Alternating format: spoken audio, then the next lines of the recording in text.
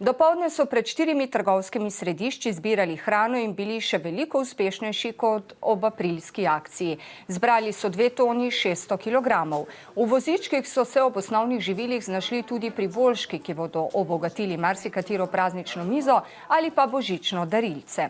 Na Rdečem križu bodo tako zbrano hrano razdeljevali že v ponedeljek in torek.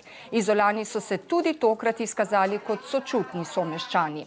S pobudniki akcije in darovalci se je pogovarjala kolegica iz italijanskega uredništva Monika Bertok. Tukaj smo, da bomo malo z Rdečim križem Izola pomagali družinam, ki si ne morejo privoščiti za praznike kakšne dodatne stvari. V bistvu potrebujemo čisto vse, ker imamo prazno skladišče, vso hrano z daljšim rokom uporabe. Pomagamo vsem tem, ki nimajo, ki so v stiski, ki nimajo denarja, naprimer za hrano, in da so vsi veseli za praznike. Tako kot so lahko te, ki imajo denar, lahko so tudi te, ki nimajo. Kaj pa ste darovala? Malo pašte, mleko, moko, 2 paketa briošev in nutelo in sadni sirup zamešati z vodo.